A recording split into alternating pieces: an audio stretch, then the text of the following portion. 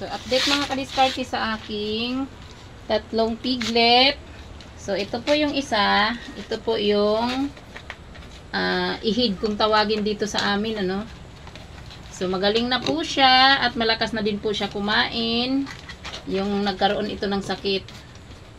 So, tapos ito po yung ating future girl, no? Yung dalawa, ito po, saka yung isa. Yan, malalakas na rin po yan sila kumain.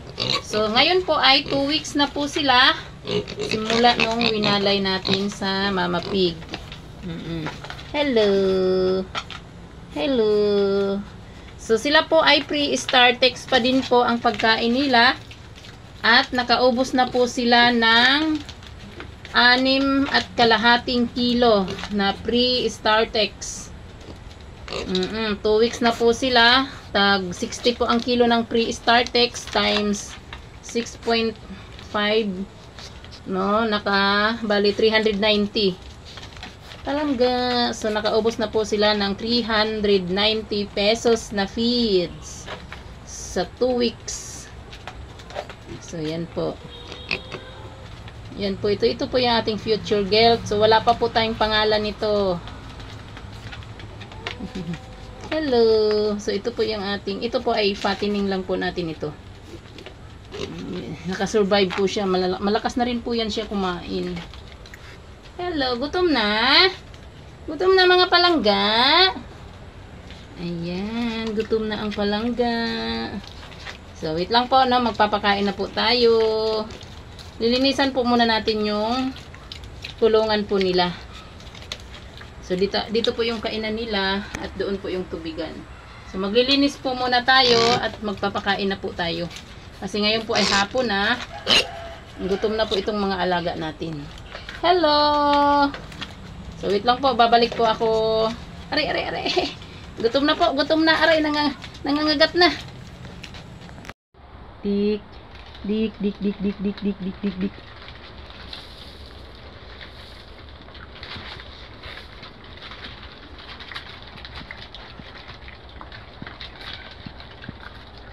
So, yan po ang ating mga piglet. So, nag-agawan pa. So, yan po. Puri usog na po sila kumain. So, bali itong ating piglet ay anak ito ni Mama Pig number 2. Pang-apat na parity. Sila po ay 11 na magkakapatid. At ang isa po ay sa nag-iay. So, 10 lang po yung atin. So, yung 7 po, yun yung bininta natin. At yung 3 ay, so, yun po yung naiwan sa atin. So, ito nga po, itong dalawa ay gawin nating future girl. So, sana po, makayanan po natin. Makayanan ko po ang feeds. So, sana po.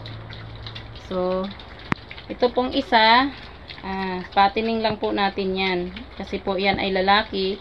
At buti naman po ay nakasurvive siya. Malakas na rin po yan siya kumain.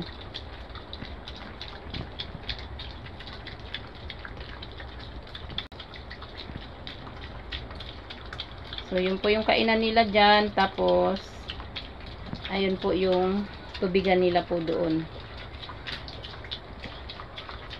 So, itong kulungan po na ito, ay hindi po ito sa akin. Sa pamangkin ko po, nakilagay lang po ako dito. Kasi itong kulungan niya na to, wala pong nakalagay dito. At itong pong kulungan niya ay malapit lang po sa bahay. Likod bahay lang po nila. So, hindi po talaga mananakaw dito. Wala pong pumupunta dito na magnanakaw. So, kaya po nakilagay po ako dito. Kasi po, yung kulungan ko po doon, bakante din po yun. Kaso medyo malayo-layo po sa bahay. So, baka naman po ay bibit-bitin itong mga alaga natin. So, yun po. So, ito po ay may drinker, pero po ay hindi ko po ginamit kasi yan po ay hindi ko na rin po pinagamit sa kanila kasi ano po kasi ito, parang sira na po. So, at nasanay rin po sila sa ganong ano lang nila, nasanay lang po sila sa doon po yung tubigan po nila, nasanay lang sila diyan.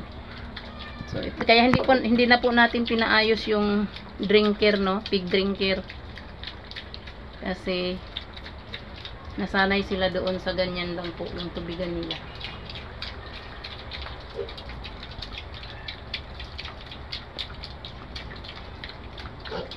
So, yung lalaki po, ang laki na ng tiyan, seryoso.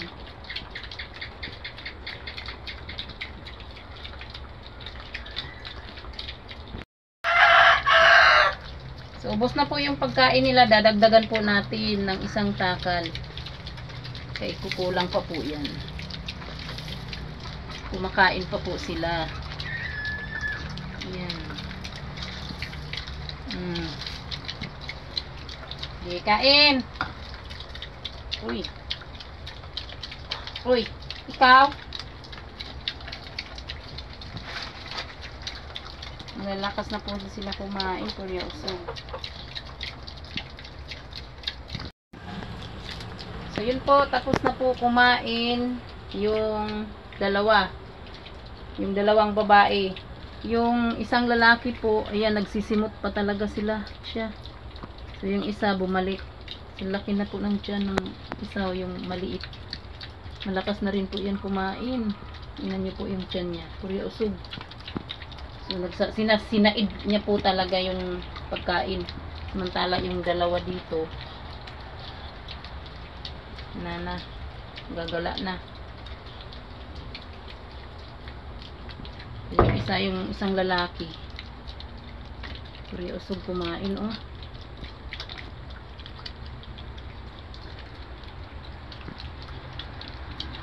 So, yun lang po ang vlog ko ngayon. Nag-update lang po ako sa aking mga 3 piglet.